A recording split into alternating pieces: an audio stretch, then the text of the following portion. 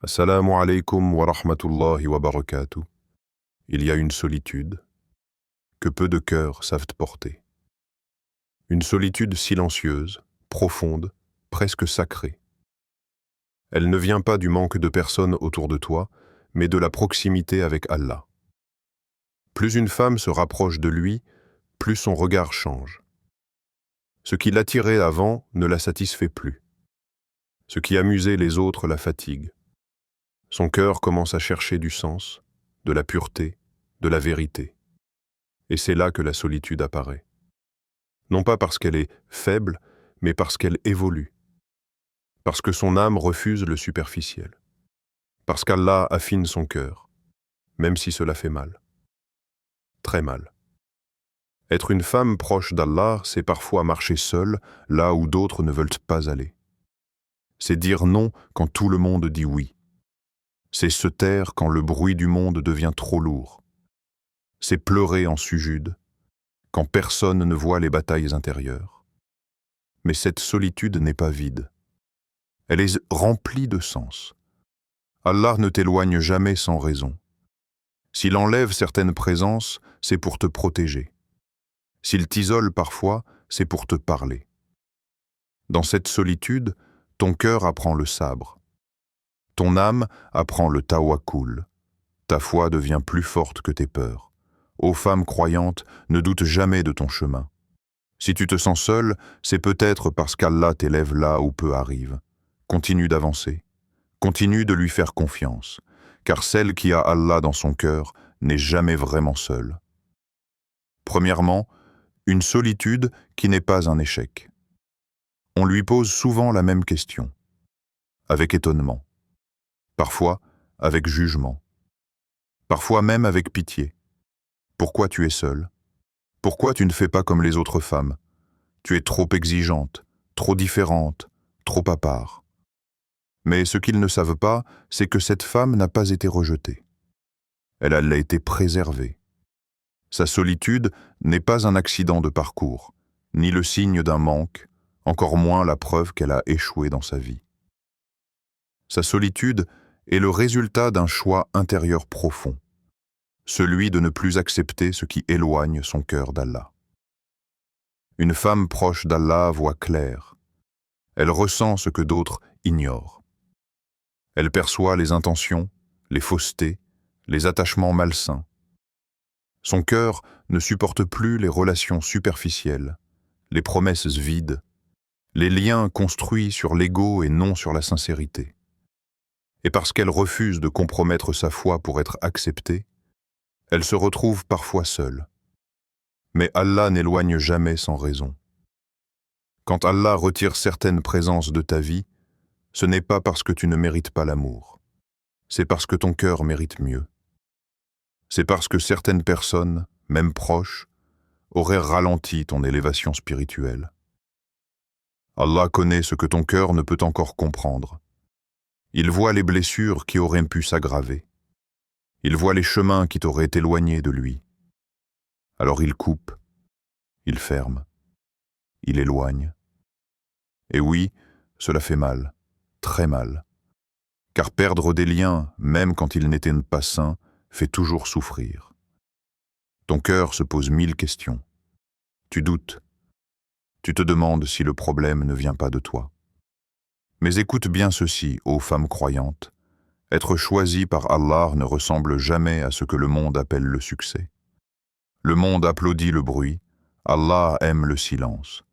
Le monde valorise la popularité, Allah honore la sincérité. Le monde cherche la compagnie à tout prix, Allah cherche les cœurs qui savent rester droits, même seuls. Ta solitude n'est pas une punition, c'est une sélection divine. Allah ne confie pas la solitude à n'importe qui.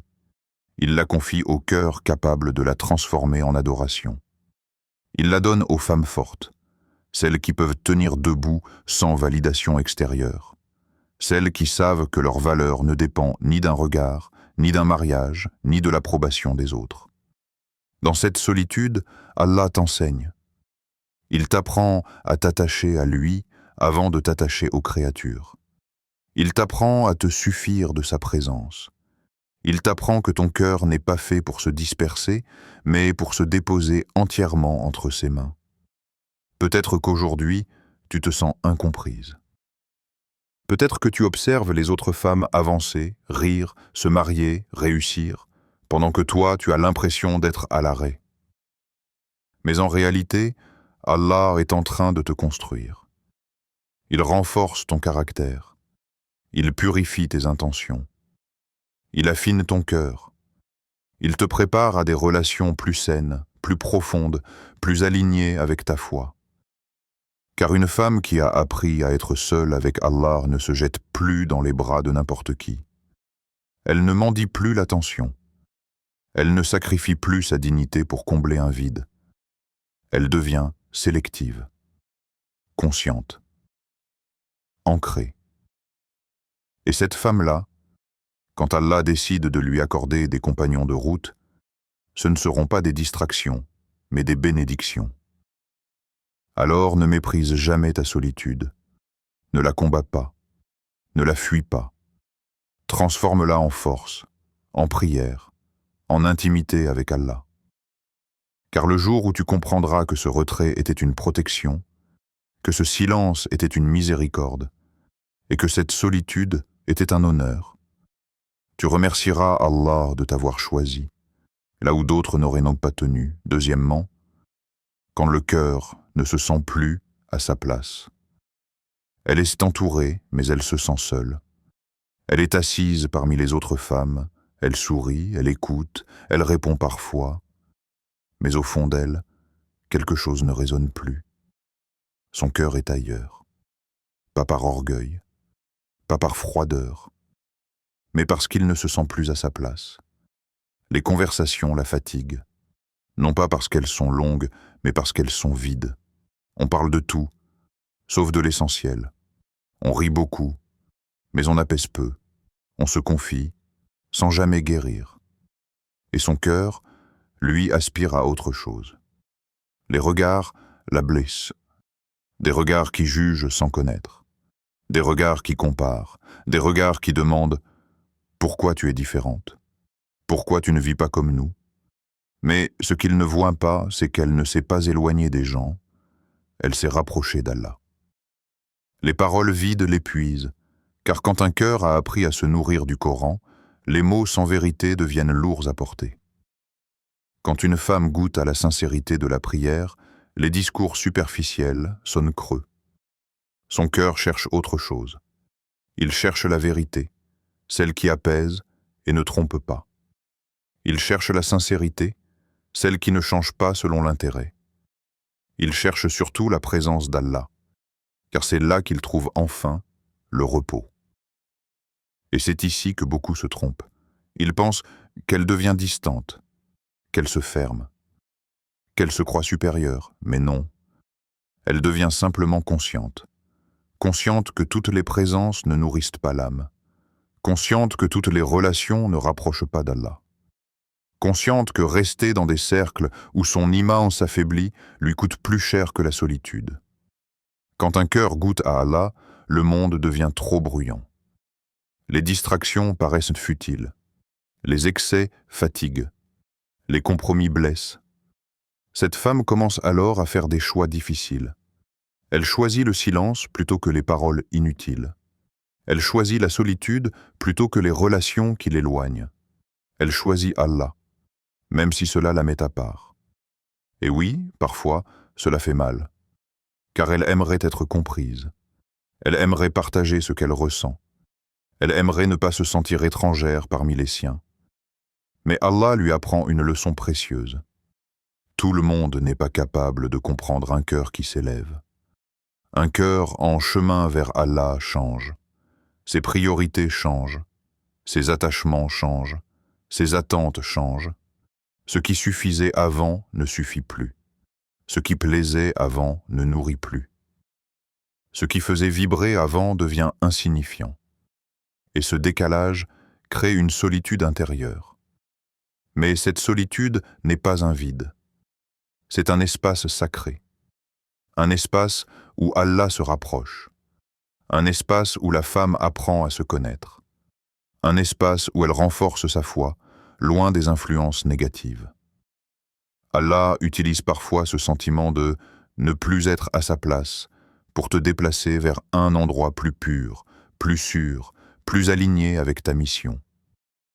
Ô femme croyante, si aujourd'hui tu te sens étrangère là où tu es, ne te force pas à redevenir celle que tu n'es plus. Ce malaise n'est pas une faiblesse. C'est un signal. Un signal que ton cœur refuse de se contenter de peu. Un signal que ton âme aspire à plus de profondeur. Un signal qu'Allah est en train de t'attirer vers lui. Ne t'accuse pas d'être trop sensible. Ne t'accuse pas d'être trop spirituelle. Ne t'accuse pas d'être trop différente. C'est justement cette différence qui protège ton cœur. Car une femme qui sait ce qu'elle cherche ne se perd plus dans ce qui ne lui correspond pas. Peut-être que pour l'instant, ton chemin est silencieux. Peut-être que tes soirées sont calmes. Peut-être que ton téléphone sonne moins. Mais ton cœur, lui, commence à battre au rythme de la foi. Et crois-moi, il vaut mieux un cœur en paix avec Allah qu'un cœur entouré mais vide. Car quand Allah devient ta priorité, il devient aussi ta compagnie. Et à ce moment-là, même seul, tu n'es jamais vraiment seul. Troisièmement, Allah comble ce que les humains laissent vide. Il arrive un moment, dans la vie d'une femme, où elle se fatigue d'attendre. Attendre d'être comprise. Attendre d'être choisie. Attendre d'être rassurée par des paroles humaines qui promettent beaucoup, mais donnent peu. Pendant longtemps, elle a cru que certaines personnes pourraient remplir son cœur. Qu'un regard, qu'une présence, qu'un amour humain suffirait à apaiser ses manques. Mais les humains sont limités. Ils aiment selon leur humeur. Ils soutiennent selon leur capacité. Ils restent jusqu'à ce qu'ils partent. Et un jour, elle comprend. Elle comprend que ce vide qu'elle porte n'est pas destiné à être rempli par une créature. Elle comprend que ce manque profond ne vient pas de l'absence des autres, mais d'un appel intérieur. Alors elle arrête. Elle arrête d'attendre des humains ce qu'ils ne peuvent pas donner. Elle arrête de mendier l'attention, la reconnaissance, la sécurité émotionnelle. Elle arrête de faire dépendre sa paix du comportement des autres. Et c'est à cet instant précis qu'Allah intervient. Quand elle lâche prise, Allah remplit son cœur, pas avec du bruit, pas avec des promesses vides, mais avec quelque chose de beaucoup plus puissant. Une paix sans explication. Une paix qui ne dépend ni des circonstances, ni des relations, ni de l'avenir. Une paix qui s'installe doucement, au cœur même des épreuves. Elle ne sait pas expliquer ce qui a changé, mais elle le ressent. Son cœur est plus calme. Ses réactions sont plus posées. Ses peurs perdent de leur pouvoir.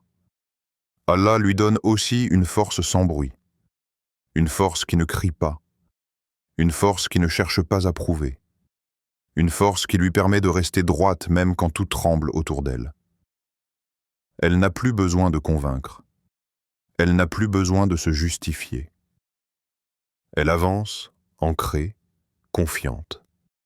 Et avec cette force, Allah lui offre une dignité silencieuse. Elle ne court plus après ce qui fuit. Elle ne s'accroche plus à ce qui la blesse. Elle ne sacrifie plus sa foi pour plaire ou pour appartenir.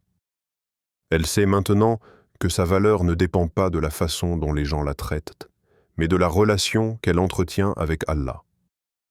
Allah ne laisse jamais un cœur vide quand il lui est sincèrement confié. Quand une femme confie ses blessures à Allah, il les transforme en sagesse. Quand elle confie ses peurs, il les transforme en confiance. Quand elle confie sa solitude, il la transforme en intimité avec lui. Et cette intimité change tout. Elle commence à ressentir la présence d'Allah dans ses moments de silence, dans ses prières tardives, dans ses larmes discrètes, dans les décisions difficiles. Elle comprend alors une vérité essentielle. Ce que les humains n'ont pas su lui donner, Allah l'a toujours eu entre ses mains. Les humains peuvent te quitter, Allah reste. Les humains peuvent te décevoir. Allah ne trahit jamais, Les humains peuvent aimer par intérêt. Allah aime par miséricorde. Et quiconque place sa confiance en Allah, il lui suffit. Ce verset n'est plus seulement une phrase. Il devient une expérience vécue. Elle n'a peut-être pas tout ce qu'elle espérait, mais elle a ce qui est essentiel. Elle a la paix, elle a la foi, elle a Allah. Et une femme qui a Allah dans son cœur n'est jamais vide. Elle est remplie d'une lumière que rien ni personne ne peut éteindre. Alors si aujourd'hui tu te sens fatigué, déçu, vidé par les attentes humaines, fais ce choix courageux. Attends de lui seul, aime pour lui, espère en lui, car quand Allah comble ton cœur, plus rien ne peut le briser. Quatrièmement, solitude qui élève. Au début, elle croyait que cette solitude allait la briser. Elle pensait qu'elle n'y survivrait pas. Les soirées étaient longues, les silences pesants, le cœur parfois lourd de questions sans réponse. Mais avec le temps, elle a compris une chose essentielle. Cette solitude n'était pas venue pour la détruire. Elle était venue pour l'élever. Cette solitude l'a rendue plus consciente. Consciente de ses pensées, consciente de ses intentions, consciente de ce qui nourrit son cœur et de ce qui l'épuise. Lorsqu'elle n'était plus distraite par le bruit des autres, elle a commencé à s'écouter. Elle a découvert ses failles, mais aussi ses forces. Elle a appris à se connaître loin des attentes et des jugements. Cette solitude l'a rendue plus patiente. Patiente face au temps d'Allah. Patiente face au retard qui semblait injuste. Patiente face aux portes fermées. Avant, elle voulait tout comprendre, tout maîtriser, tout accélérer. Aujourd'hui, elle sait attendre. Elle a compris que ce qu'Allah retarde n'est jamais un refus, mais une préparation, et dans cette attente, son cœur s'est adouci. Cette solitude l'a rapprochée du Coran. Quand les voix humaines se sont tues, la parole d'Allah a pris plus de place. Elle a commencé à ouvrir le Coran non plus par habitude, mais par besoin. Chaque verset semblait lui parler. Chaque rappel semblait la consoler. Chaque sourate devenait un refuge. Le Coran n'était plus un livre posé sur une étagère, mais une présence vivante dans sa vie. Elle a compris que marcher seule avec Allah vaut mieux que marcher entouré sans lui. Ce n'est pas la quantité de personnes autour de toi qui définit ta réussite, mais la qualité de ta relation avec Allah. Être entouré mais perdu intérieurement est une grande solitude. Être seul mais proche d'Allah est une immense richesse. Sa solitude est devenue un refuge. Un endroit où elle pouvait respirer sans masque. Un espace où elle n'avait rien à prouver. Un moment où elle pouvait déposer son cœur sans peur d'être jugée. Dans cette solitude, elle a cessé de fuir ses émotions. Elle les a confiées à Allah. Son silence est devenu une adoration. Elle n'avait plus besoin de trop parler. Son cœur parlait à Allah. Ses silences étaient remplis de dhikr. Ses pensées se tournaient vers le ciel. Elle a compris que parfois, le silence est plus proche d'Allah que 1000 paroles inutiles. Ses larmes sont devenues une invocation, des larmes sincères, des larmes qui nettoient que le cœur, des larmes versées loin des regards. Allah aime les cœurs qui pleurent en secret et espèrent en lui ouvertement. Chaque larme était une prière, chaque soupir un appel, chaque nuit une rencontre avec Allah. Et peu à peu, elle a changé. Elle est devenue plus forte, sans être dure, plus douce, sans être faible, plus ferme dans sa foi, sans être arrogante. Elle n'a plus peur d'être seule, car elle sait maintenant qui marche avec elle. Allah. Aux femmes croyantes, si aujourd'hui tu traverses une solitude lourde, ne la méprise pas. Ne la compare pas à la vie des autres. Ne te juge pas à travers leur chemin. Allah travaille dans ton silence. Il façonne ton cœur loin du regard des gens. Ce que tu deviens dans la solitude définira ce que tu vivras dans la compagnie. Car une femme qui a appris à être seule avec Allah ne se perd plus quand les autres arrivent. Elle choisit mieux, elle aime mieux, elle donne sans se vider. La solitude qui t'élève aujourd'hui est la fondation de la paix que tu porteras demain. Alors tiens bon, continue de prier, continue de patienter, continue de faire confiance. Car cette solitude n'est pas une fin. C'est un passage vers une version de toi plus proche d'Allah, plus ancrée, plus lumineuse. Et celle qui traverse ce passage avec foi et sincérité ne redescend jamais au même niveau. Conclusion. Reste droite, reste sincère, reste confiante. Car la femme qui marche avec Allah n'est jamais réellement seule. Elle est accompagnée par le Seigneur des mondes.